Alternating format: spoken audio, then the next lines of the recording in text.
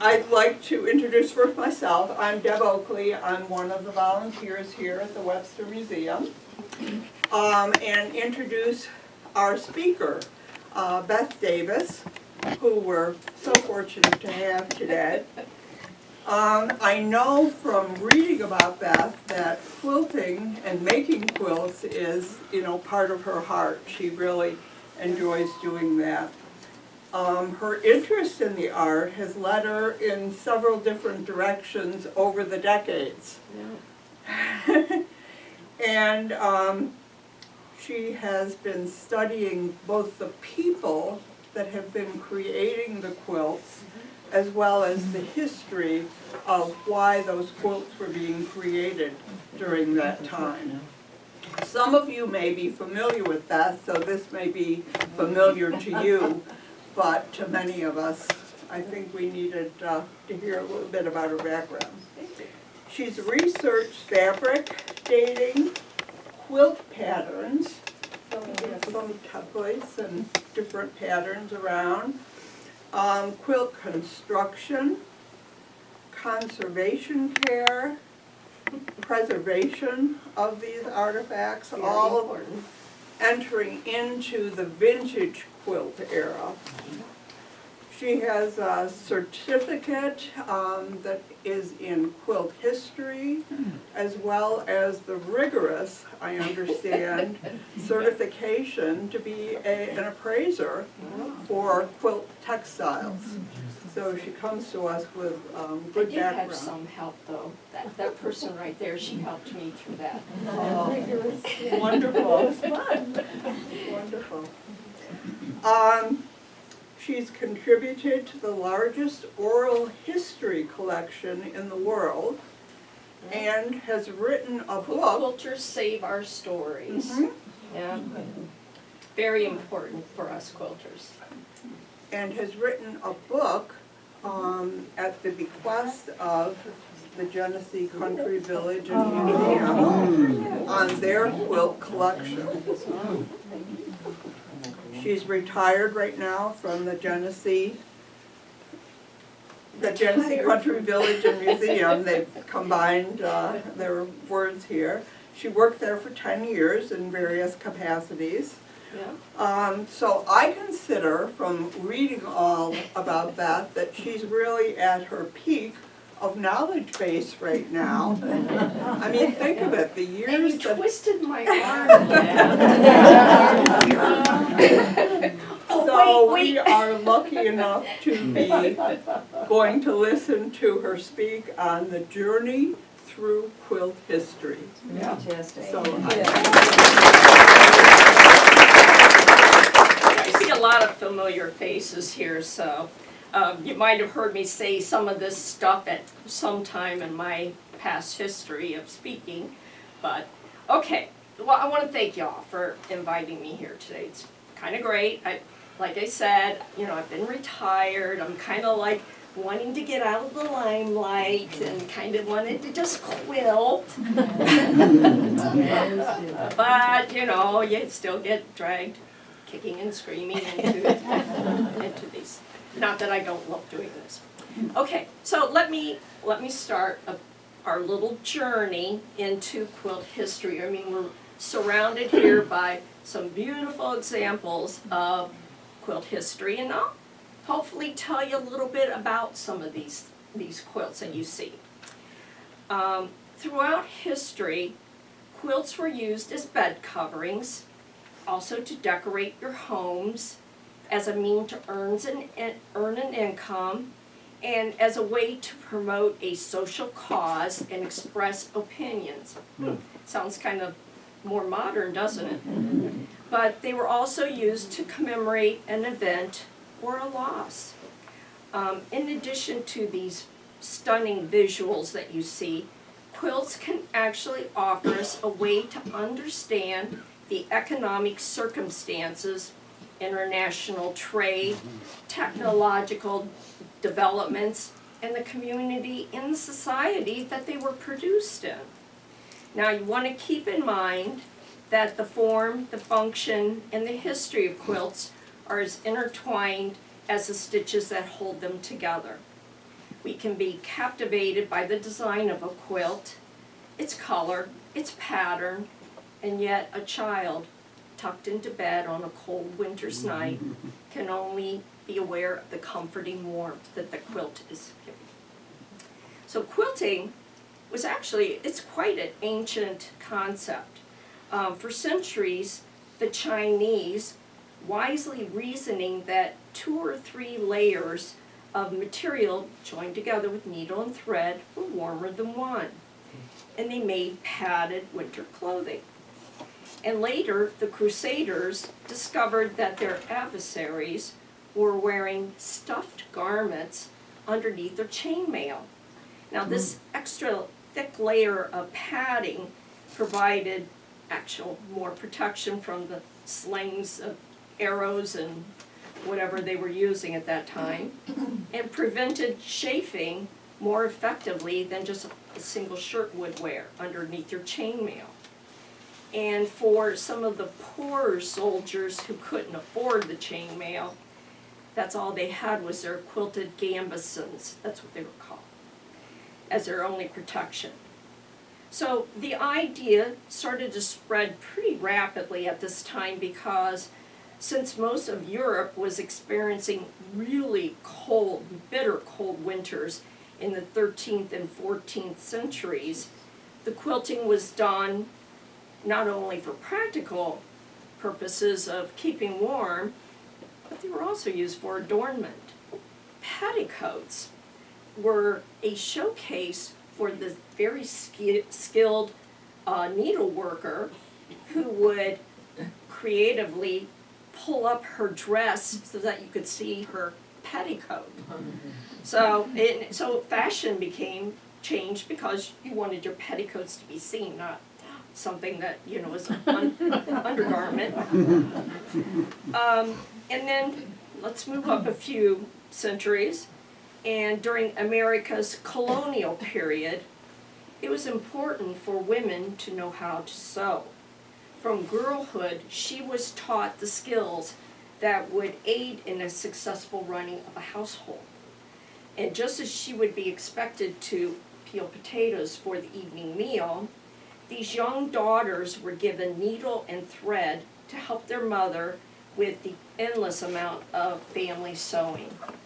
You've got spinning, you've got weaving, you've got making garments and linens, and then the endless task of repairing and mending all of these torn and worn items. But actually, during this period, it made more sense to buy commercially made blankets that were available as simple coverlets rather than make a quilt. So a woven coverlet, I don't think we have any in your collection, but it's a bed covering that has a woven geometric design of colored wool and on a natural background of natural linen or cotton. And the coverlets were woven in almost every community in the United States, from the colonial era to about the late 19th century. It was because the wool for these coverlets could be, you would raise your sheep, you would shear your sheep, and it was spun and then dyed at home. You would dye it with something as like indigo, which would have a dark blue, or walnut, which has a dark brown color.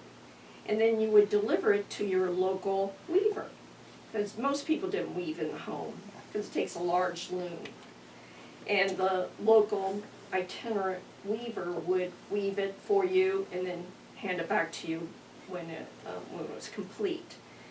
And after the Civil War, though, the demand for the coverlets kind of faded.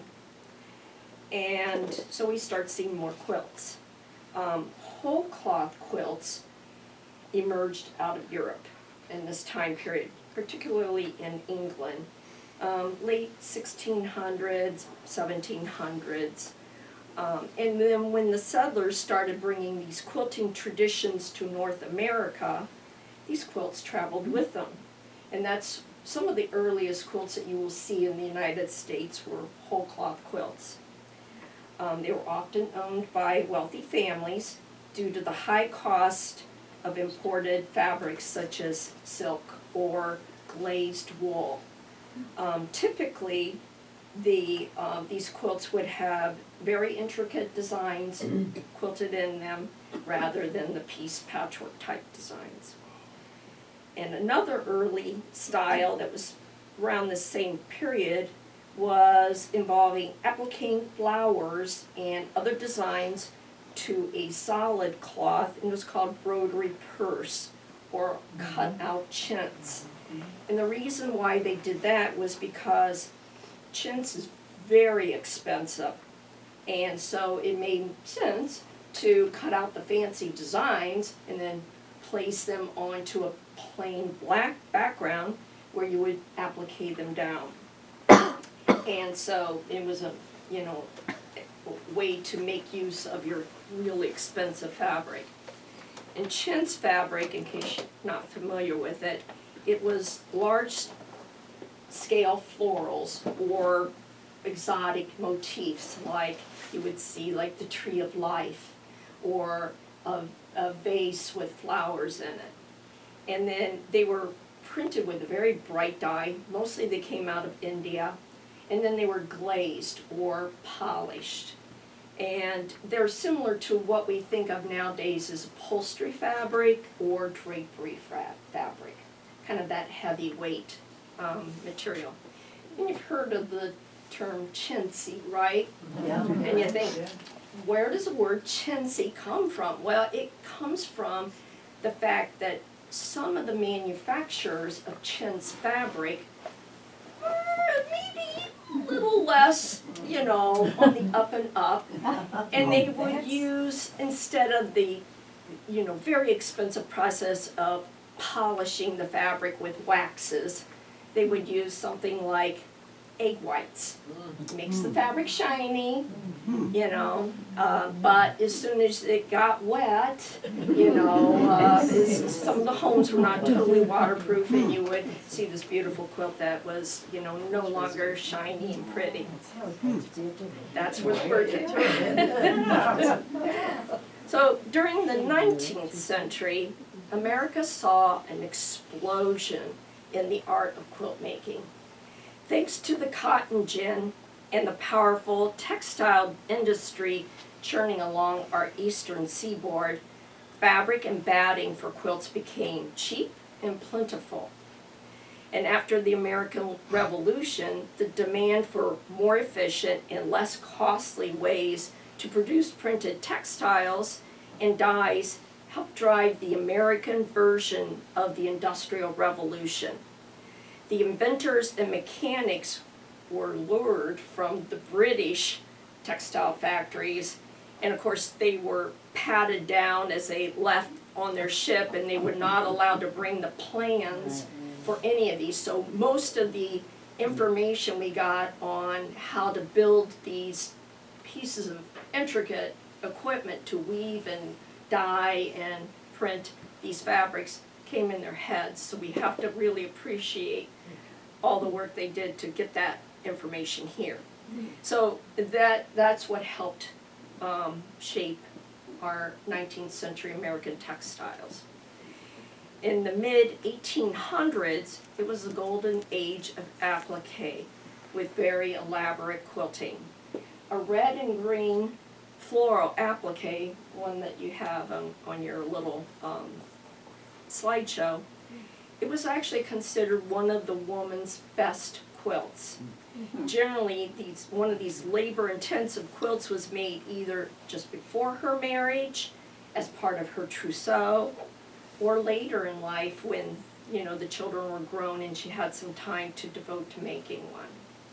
So a Rose of Sharon quilt, it could have actually been named either a Whig rose or Democratic rose to express their support or disdain for various political causes and candidates. They thought that those two particular names probably came out of the 1828 United States presidential election. So, but we'll just call it Rose of Sharon. It's a little nice. We don't want to get into those. So And although the roots are in England, the pieced quilt is truly an American creation. It was born out of difficult and trying times because the taxes started to rise, political problems mounted, and fabric became scarce once again. So the pieced quilt block was born. The log cabin pattern that we have over here was especially popular in the United States during the mid-1800s, particularly around the time of the American Civil War. This technique was practical because it uses very narrow strips of fabric. It's associated with the frontier life and of course, Abraham Lincoln.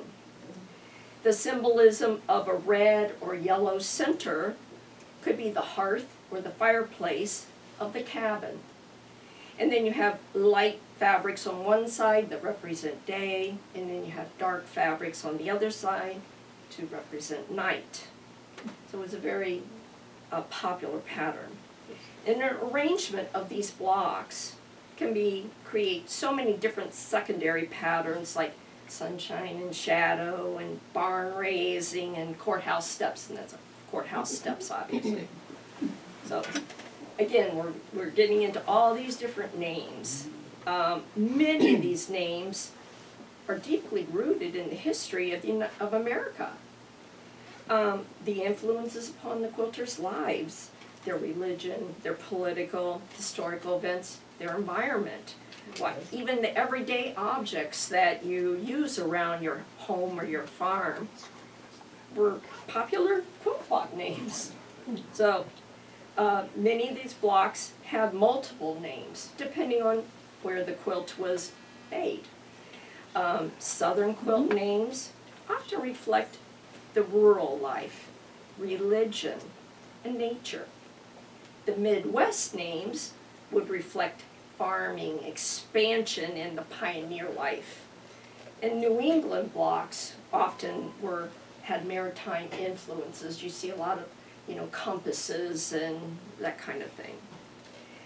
Southwest and Texas showed a stronger use of bold geometric patterns, and a lot of star patterns came out of Texas.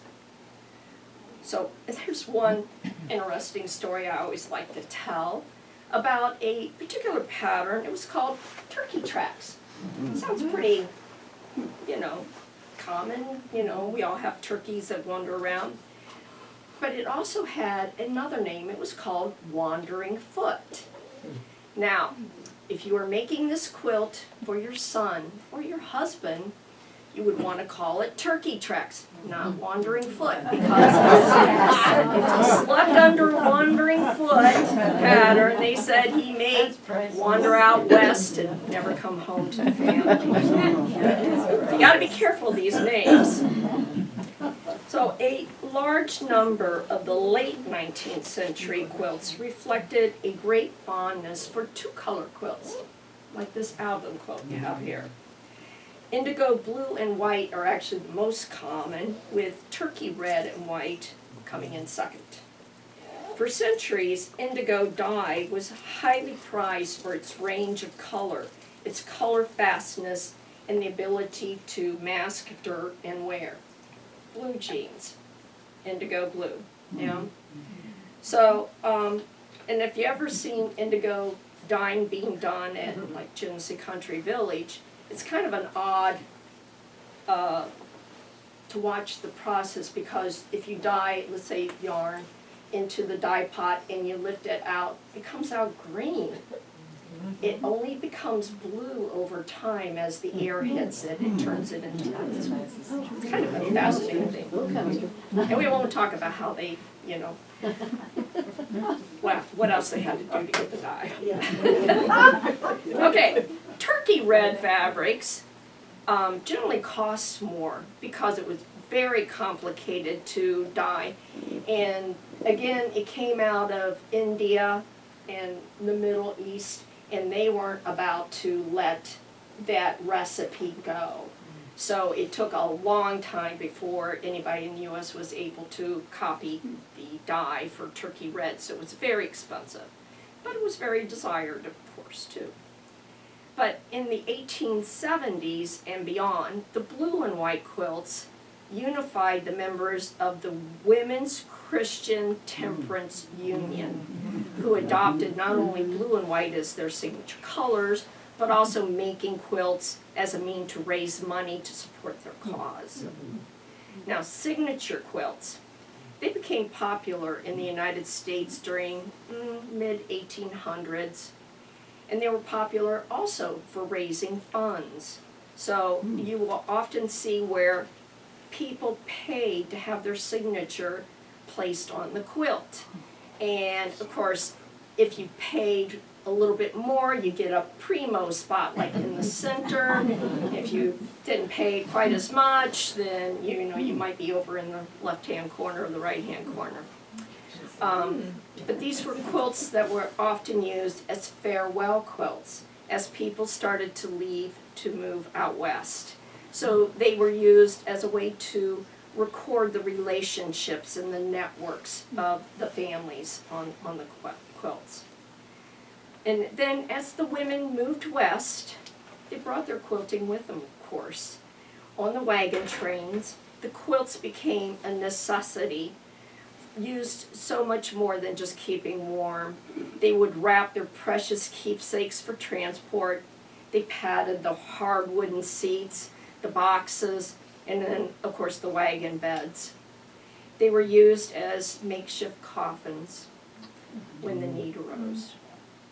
They were reminders and links to the families and the lives left behind, and often held the history of the families in their pictorial designs and patterns. Once the family had arrived at its destination, these quilts were again, they're hard-working quilts. They were used as makeshift doors and furniture as the family began settling in. We wonder why not a lot of the quilts out west made it. They provided spots of color and comfort in an often hostile and seemingly empty new land. Quilting bees became a lifeline for meeting with the other families, especially when the prairies and the grasslands where the towns and farms were stretched so far apart. And they also did barn raisings too at the same time. So now, let's move a little bit into the more future here. Now, before the advent of the internet, the fairs, the festivals, and expositions were major events where art, cultural history, and inventions from around the world were displayed. The 1876 Centennial Exposition in Philadelphia was seen by over 9 million visitors. And it was a very major influence for styles and fashion as the United States moved into the Victorian period. And one of the most popular quilt styles, said to be influenced by the exposition and the Victorian period, was the crazy quilt. With its distinctive feature of contrasting multicolored decorative stitches that were sewn along the seams with various exotic fabrics, silk, brocades, velvets. Occasionally we'll see even like cigar silks. They made little printed silks that came out of cigarette packs. And, we won't go into, how that influenced smoking, but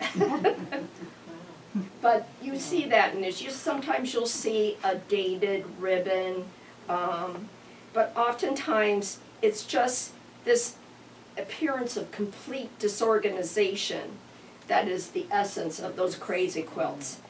It's the idea of you make oddly shaped pieces, dictate the design instead of making the fabric fit the pattern that you were doing in patchwork.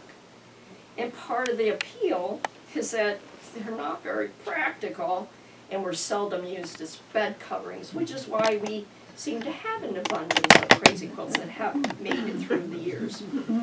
There's a great variety of the embroidered motifs on some of the quilts, some of the more fancy ones. I don't see too many on that one.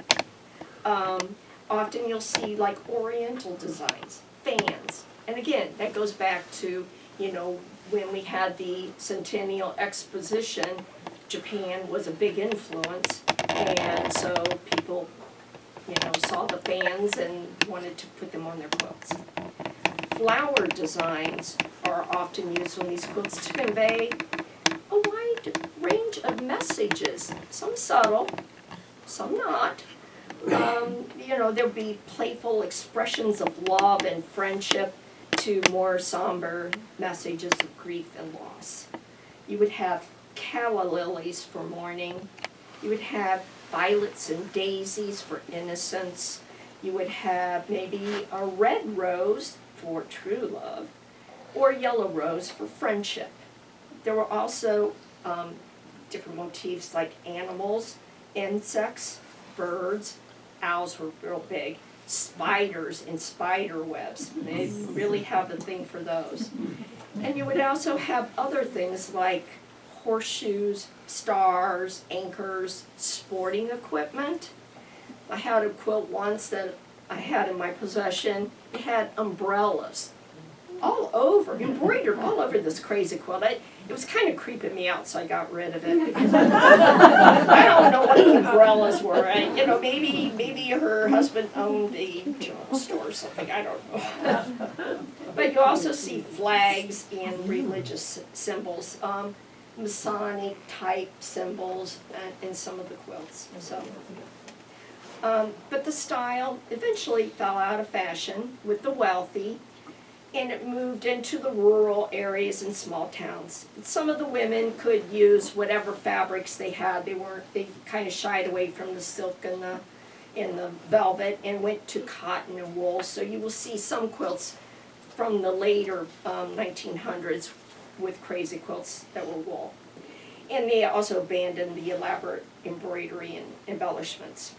There was said that some of the women's magazines at the time really kind of encouraged the crazy quilts because, you know, you could sell a lot of fabrics.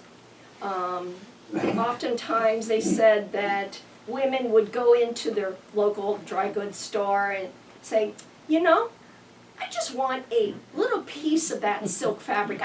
I'm just going to, I want to go home and see if it's going to make the dress that I want to make out of it. And you know that these guys, they knew that they weren't going to go home and make a dress out of this fabric. They just wanted a piece of fabric because they wanted it for the crazy quilt. But they said after a while, some of the women's magazines said, we apologize for encouraging these crazy quilts because, you know, we think that the women were getting a little crazy. And unfortunately, many of these quilts that you see that have the silk in them are rapidly deteriorating. Even though they were never used on the beds, not washed or anything, they are deteriorating, and it's because the silk that was being used at the time, it was embedded with metals. Arsenic. Well, no, arsenic is green. we were being poisoned all over the place with the stuff. But they would put metal, they would soak the silk with metal salts like tin or iron or lead. Still not good, not as bad as arsenic, but still not good, because it made your silk dress rustle, and it was sexy to swish, okay?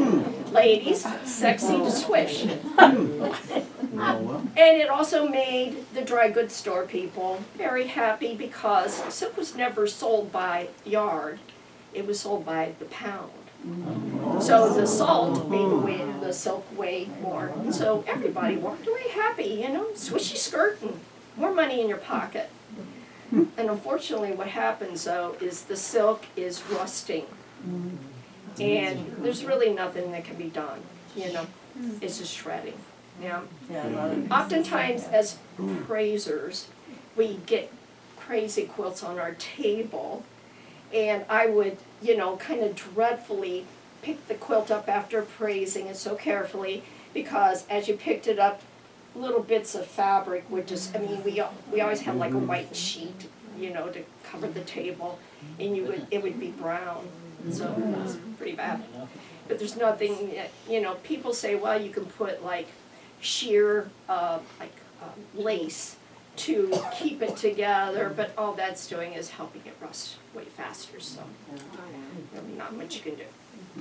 Okay, let's move on to red work. Now, red work was usually the first type of needlework that was taught to young children. Many learned at their mother's knee as an activity to keep busy. It consisted of embroidering an outline of design onto a white or off-white background with a contrasting color thread. And of course, you know, you always think of red work as being turkey red. And it was because the thread was very color fast, and it contrasted well with the white background. Now, red work was not only used on quilts, but it was also used on household items such as dishcloths, splashers, which are the linens you would hang behind your sink so that you didn't splash, you know, the wall with water when you were washing your hands. But then around 1890, the companies began marketing their stamped, pre-stamped designs. Dry goods stores and mail order companies offered penny squares, which is a name you may hear often as red work, because it cost a penny. And they were specifically for quilts. And eventually, of course, more hues were added to the embroidery palette. Indigo blue was one of the second colors that you saw in that time period. And then by the 1920s, there was a variety of oil-safe colors that came available, and red work became multicolored. So now, Here's red work. There it is, right behind you. right behind me, there you go. Penny squares. Take a drink of water here for just a second.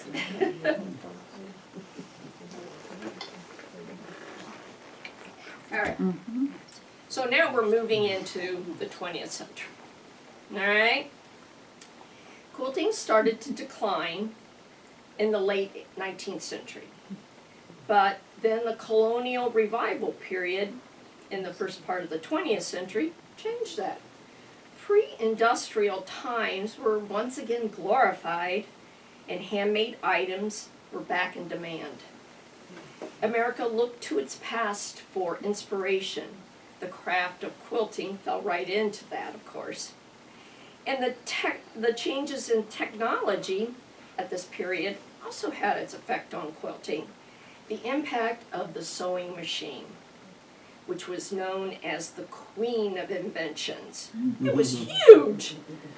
And although it was thought that the machine would reduce labor, freeing women to pursue other things other than sitting at home and sewing clothes, actually the women found that it was increasing their skills and creativity and sewed more. And then the Great Depression in the 1930s increased the revival of quilt making once again. Economic hardship made home sewing important. The thrifty farm wife quickly discovered that cotton bags that were used to bring in the flour, the sugar, and the feed from the mills was a great source of utilitarian fabric that was kind of like free. They would use it for dishcloths, diapers, nightgowns, and other household uses. But then the manufacturers of this sack material decided, hey, we're going to take advantage of these people that are using our sacks and not just throwing them away. And they decided to offer them in bright prints and solid colors as a marketing ploy to create a little loyalty. For example, if you take, it would take 3 identical sacks for a housewife to make a dress. So, you know, you're going to send the farmer home, he's going to have to buy 3 sacks, not just 1. And the quilters were, of course, free to pick up on this free source of fabric. So, traditional scrap quilt history asserts that the majority from this time period are make-do quilts. Quilts constructed with leftover patches in order to be thrifty. and use every scrap of fabric available. They represent an endurance and a care during one of America's most difficult economic periods. And then we go into World War II. It brought about a revitalization in sewing. Women sewed for the war effort. There was a heavy focus on repurposing old clothes. Cotton was rationed and prioritized for the uniforms and military use. And most able-bodied women expended all their energies employed in the defense industry, volunteering for the Red Cross, planting victory gardens, and keeping the home fires burning. And they also made quilts for donation for the Red Cross to raise money for the war effort. A lot of quilts we see from this period were kind of limited in colors. You see a lot of navy, black, burgundy colors from this time period. But there is an upside to this time period. It wasn't all bad. Some people found a way to relieve stress by making challenging quilts. Now here you go. 1951, one of the headlines on Ripley's Believe It or Not was, it read, Albert Small makes a mosaic quilt with the largest number of pieces ever sewed. Now, Albert, he started this as a kind of a challenge after being teased by his wife's quilting group. His first quilt, are you ready for this, ladies? 36,141 hexagons. Hey, now. His second quilt contained 36,460 tiny hexagons that measured 3/8 of an inch. Oh my long. goodness. Okay? Well, wait. He's not done yet, okay? His third mosaic quilt had over 123,000 hexagons. Oh, and by the way, if you're kind of getting a picture of what Mr. Small was like, his job included operating heavy equipment and handling explosives. He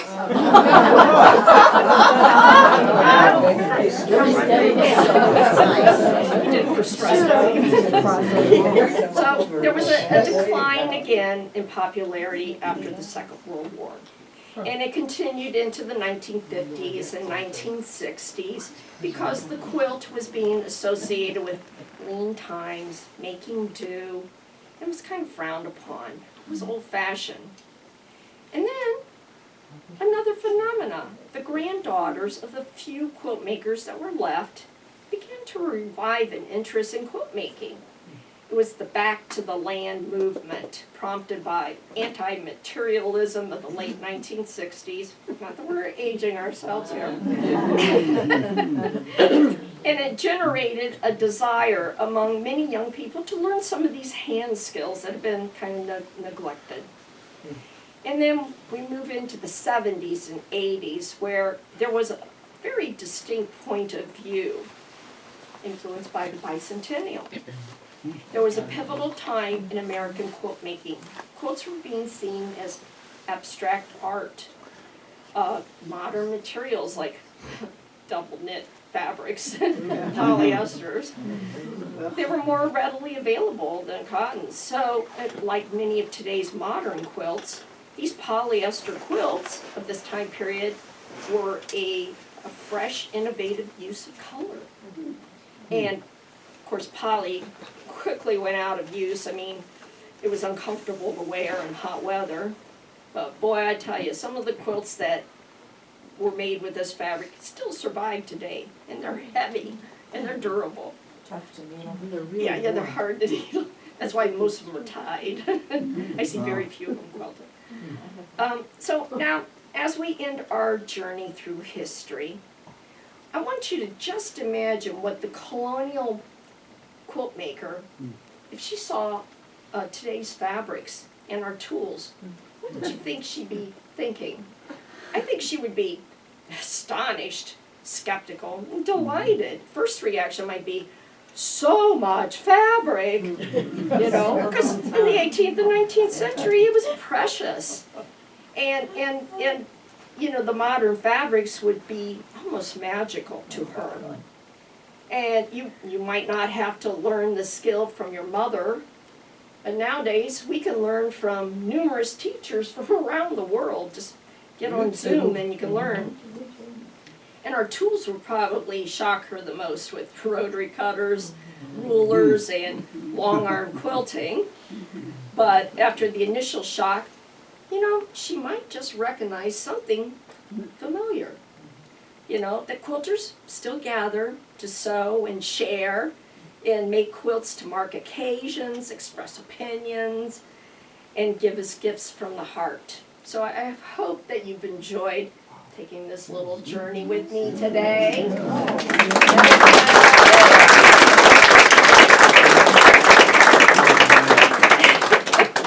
Any questions? Yes, ma'am. Could you explain to me about what a quilting bee is? What it A looks quilting like? bee is, a quilting bee is really what we participate in nowadays, except for, you know, we don't generally hand quilt anymore. But they would have, let's say, one farm would put out the notice that, you know, you would tell your husband to go tell the general, you know, the general store guy, we're gonna have a quilting bee.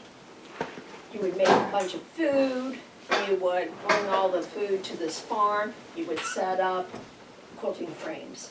And people would take turns sitting around the frame and quilting the quilts. You would most likely be doing more than one quilt at a time. Like, how many people around it?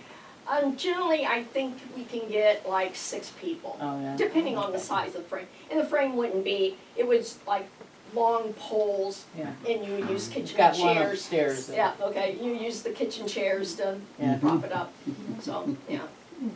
I mean, you know, there's stories that go around that at the quilting bee, some quilters may be questionable in their skills, and you would like give them something else to do, like, oh, you make the best, you know, salad, why don't you make salad or something, you know, so, you know, sometimes even take the stitches out, if they're that offending, take them out and then just, you know, over quilt it. Yeah. Okay, would it be made for one family or?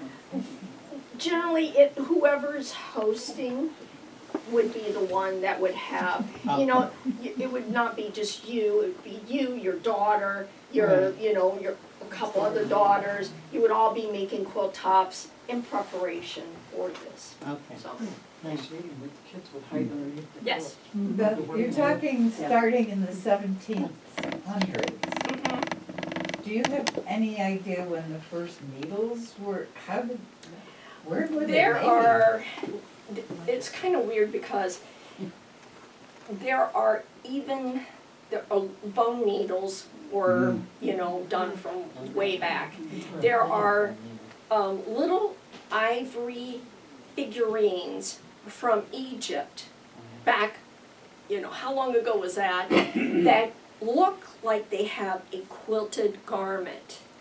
There is one of the earliest fabric quilted item is a slipper that was done in China, and it was quilted. And it's from, you know, I have no idea. Yeah. Like, you know, 600 AD. No. So they're quite, it's very old. So, I mean, we kind of base our history on, you know, like, you know, I mean, the little ivory figurine, you go, well, it looks like it was a quilted item on this little figurine. But, you know, is it or is it not? But the quilted slipper is definitely quilted. So, and there's quite a few older quilts in Europe that, of course, predates us. Even you know, tapestries and that kind of thing kind of falls into that too. So, Did they ever dye to make purple? yeah, I always loved purple. Do you mind asking? Purple came from No, a that doesn't small insect that lives on cactus. It's called cochineal. And you crush the bugs and it releases purple dye. So purple was always seen as a royalty color because it was very hard and very expensive. You know, I mean, as part of my quilt history, I ordered a couple cochineal bugs just so I had them, you know. They were dead. I mean, they're dead, you know. They're dead. No, you know why I'm asking? Sue and I were just at church, and our pastor was talking about, The it wasn't purple that- investments. Yeah, but it obviously was a very wealthy man because he had a purple Right, thing on. right. I mean, it was kind of a royalty Yeah. color. You had to be royalty. So he really didn't see it much this way. No. I mean, we started seeing purple in the United States. It was mauve, but how you treat mauve dye, sometimes you get a more purple than not. And that was a mid-1800s fabric. And a lot of times we see quilts, we'll look for purple dyes, and it's not the cochineal purple, it's, you know, the mauve. And that was an accident, you know. He kind of, you know, he was trying to create something totally different and came up with mauve dye. Yes, ma'am. The needles and thimbles did they come out of the Industrial Revolution? What's their Needles history? were even prior. I mean, because you The think silver of needle I'm talking about. cavemen, they, you know, when they started making garments out of, you know, Right. animal skins and sinew, you would use a needle. It was more of an Right. punch kind of process rather than, you know, the I know single they eye were needle like valuable we. to the women that had them, so Yeah, I wondered if they were produced in a factory. they were produced in the factory. But they were still, you know, very fragile. And you know, I mean, it's kind of tough to go to the store and buy another needle, so you would take care of it. Often women would keep their needle and their thimble in a little pouch that they would wear around their waist called a chatteling. And that was because it was, you know, it's very valuable. You wouldn't leave the house with your needle and thread, you know, just sitting in the house where, you know, heaven forbid something happens to it. So, you know, you would wear your little chatteling out in public with your needle and thread with you. It wasn't like they were expecting to come across a quilting bee that was, it was a very valuable tool. Well, the Indians must have. The Indians had it too, no different than, you know, the cavemen, you know. Again, you know, punch and, you know, not a eye with a thread and like what we use. And of course, Well, they did the beating, so they had to be. right, yeah, that was like about That's later. 1850s, I think, that they did that, yeah. Because the trade beads or what. Any other questions? Can you give us some tips on conserving? Yes, I can. My favorite was always, if you have a spare bed, to lay the quilt out flat. We always discourage people from wrapping their quilts up in plastic or a cedar chest. Cedar chests are really bad, they're acidic, very bad. You know, if you have old cotton sheets and you can't lay the quilt flat on the bed, take an old cotton sheet and just gently wrap it and then put it on the upper shelf of your closet so it's not, you know, being pressed on by other things. Nowadays it's a little tougher, our space for storage anymore kind of outweighs that. I use a lot of the zippered bags that breathe. You don't want plastic, of course, so you want they're some sort of a poly. And I use a lot of that for my vintage and antique quilts. So, Could you layer them like 4 or 5 on a bed? On you top of could, each other? oh, on mine, I had a Princess and the Pea, are you kidding? But I finally had to give that idea up and put the quilts under the bed in the Would you put a sheet in between them though, or? I didn't. No? You know, if you had quilts that you might be a little iffy, like, you know, crazy quilts, Right. you know, wool quilts, you might want to protect them from the cotton quilts. But yeah, I had to finally give it up. My brother kept coming to visit me, and every time he comes, now I got like 50 quilts on the bed, and now I have to take them off, fold them up, and put them somewhere else until he left. I finally had to give that up. So How many quilts do you have? I've come down quite a bit because I don't lecture with, you know, I had to have a collection because, you know, I give a talk on crazy quilts, or I give a talk on, you know, quilts from, you know, the 1800 quilts. So, you know, but now I don't have to do that anymore. So I have just a very small collection. I have maybe 30 quilts left. So, and they were my favorites, you know, the ones with the matter prints that are really bright and, you know. I kept a couple weird ones. I had one that, you know, in the 1970s, when you could go to one of those mail order places like Lee, and you would order a quilt top, and, you know, it may have appliques, it may have just, you know, just a quilt pattern. And they had big blue dots, you know, like big dots that were, you know, like 2 inches apart. And I guess the quilter didn't understand the idea of quilting, and she just thought, well, the dots meant just where you put the needle in, and the stitches are 2 inches apart. It's a fascinating quilt. I love it to pieces just because it's kind of funny looking and great. Hey, you know, I mean, she followed the instructions. Quilt the blue dots.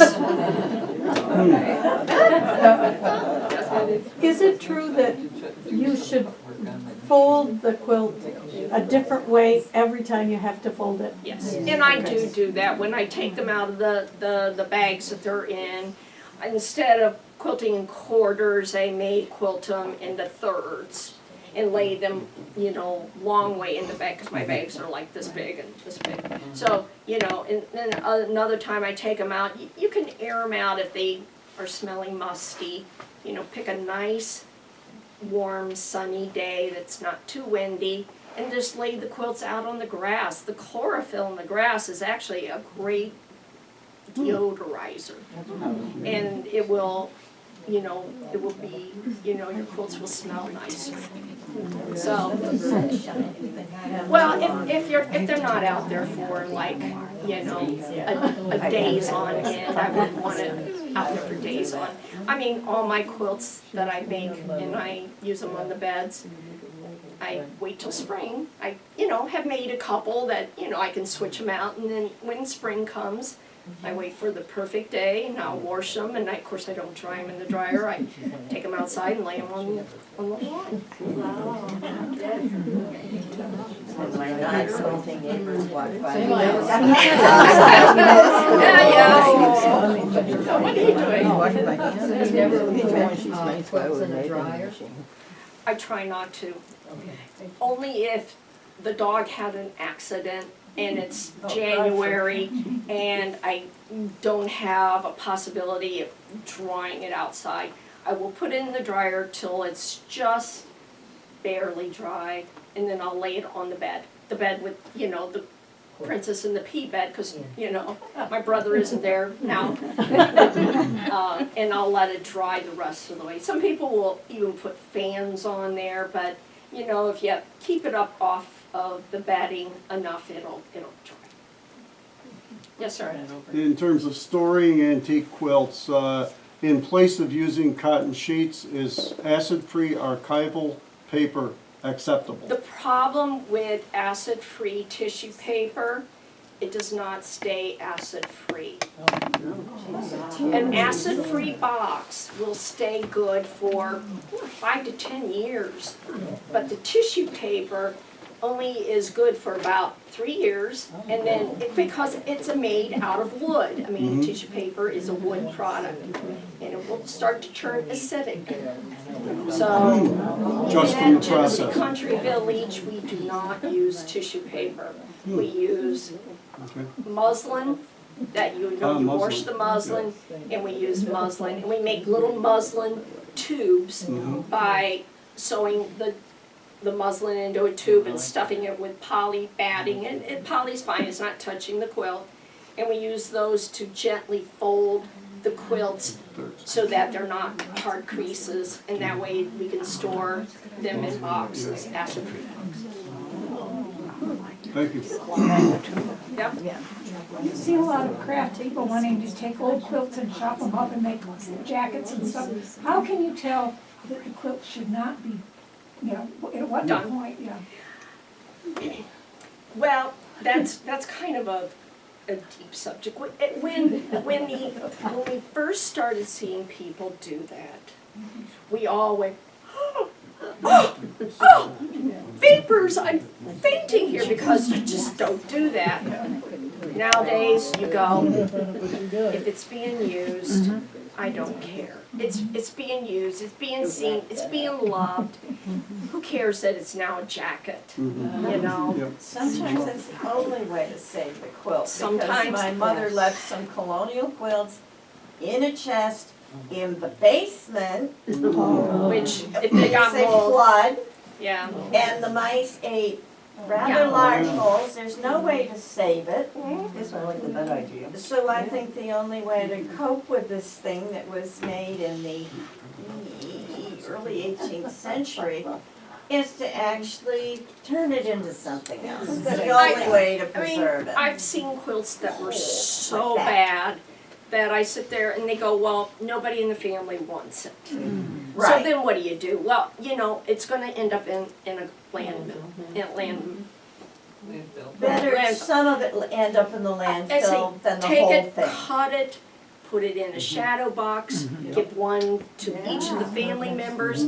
Here they Right. have a little bit of, you know, I said, if you know the family member's history, write it up, hand it off with each of these little frames. They'd be more likely to enjoy it by hanging it on the wall and, you know, reading the story of their, you know, member that made these quilts. These were pre-Revolutionary War Yeah. quilts that were made in the family, and it's just like, I mean, if they're that bad, you know, take a picture. Blow the picture up. If they're that bad that they can't even be framed, then just take a picture of it. You can at least, that's okay. Yeah, we no longer, I mean, there was one quilt maker, her name is Mary Kerr. Carolyn probably knows of her. And she did this thing where, you know, as appraisers, we were all told, you know, you have to drill into these people that these quilts have to be cherished and loved. But she came across some quilt tops that were so badly pieced that there's no way they would ever quilt flat. And she handed these quilts to famous long-arm quilt makers.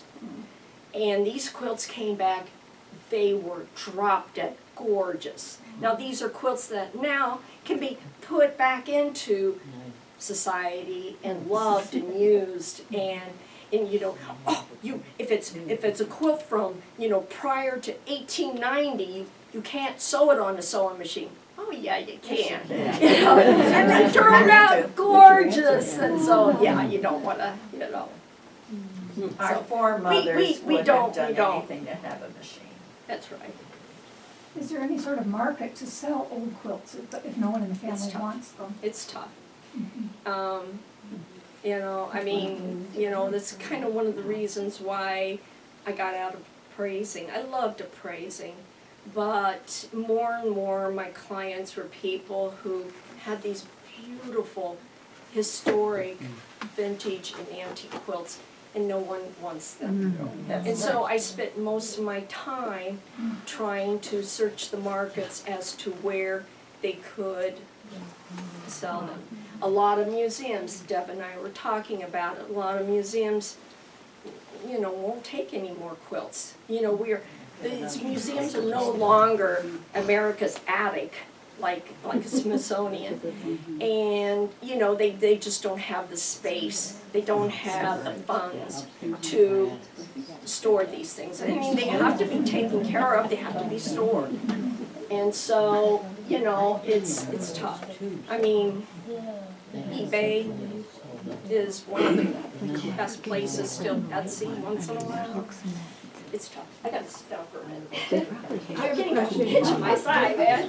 One Too more much talking, question man. back here. One more question. For Johnson Country Village, when my mother worked there, there was a vault, that antique fabric. Do you still have the vault out there? We do. The John Whaley Art Gallery had about maybe 10 years ago totally gutted the building and created this, you know, beautiful storage facility. Nice. It's all, you know, climate controlled. It has trays for quilts, and it was all because of we got good funding because Susan Green she was a collector, and she still is, from the Southern Tier, who collected clothing to create this book, which is basically a Bible on fabric prints from 17th, 18th, 19th century. And most of her collection is now part of Genesee Country Village Museum's collection. And of course, to house this much clothing, you know, we had to create this whole storage vault for it, and of course the quilt's made out too, because they're in this beautiful climate controlled, you know, and you know, everything is together, and it's just a beautiful place for this quilts Do and they have clothing. opportunities for people to see the things that are in the vault? Yeah, you know, we haven't opened yet officially, but you can contact the museum and ask for the John Whaley Art Gallery curator. They're going through a little process now. The person that is their curator now is leaving, and so they're trying to interview, I'm sure, people to get somebody else to fill that position. But whoever the curator will be in art gallery, they will give, you know, and they want a group of people. They're not gonna, you know, if you come in individual, they're not going to bring you in there. Yeah. But if you come in as a group and you say, well, you know, for a donation, can I bring a group of 10 people to come in and see the storage vault? They will. Okay, thank you. Field trip. Field trip. I mean, and part of that, if you've been in the Whaley Gallery in the past few years, you know, you go in through the gallery, they got, you know, great cases now with mannequins for the clothing, and the drawers that pull out with all the little small clothing items and quilts and stuff, so. Those people with money. So, oh, you have one more question. Oh, we probably won't have the quilts up again. Yeah, that was a very extensive amount of work that it took to get those quilts home. Beth, what's your prediction for the next 60 years? Where are we going? I have in my stash enough quilts that I think I have to be probably about 150 to make all my use all my fabric. I know. We all have, I have more. We all have. we all have a stash. Yeah. We all have a daughter who says to me, Mom, I don't want it. I'll keep buying boxes if you keep making quilts. I only have 4 beds. Well, I mean, at least she's encouraging I was gonna say, at you. least you didn't, I have too many blankets, Mom. Yeah, well, that's what she was saying. This is, I'm going to the curb when you die. Well, I think our generation needs to enjoy the process. right. We're lucky we have all I this think we're fabric going to go, we're going available. through a cycle though that I don't, we were just talking about the young people don't seem to be quite as interested. I mean, even if you go to the big major shows like Paducah or any of the AQS shows, you're not seeing a lot of young people. You know, it's mostly. I just saw, by the same token, Marty, where they were talking about the popularity of knitting and crocheting, quilting, needlepoint, and I mean, you know, we've got tatting amongst we've the got that's so yes. so many ways of this, the internet. I mean, my God, you could spend all day not sewing and just watch videos of people making quilts. You know, I mean, it's Yeah, we want right, but it's a daytime group, so we kind of think, well, maybe that's not really understood. When we have our art show here,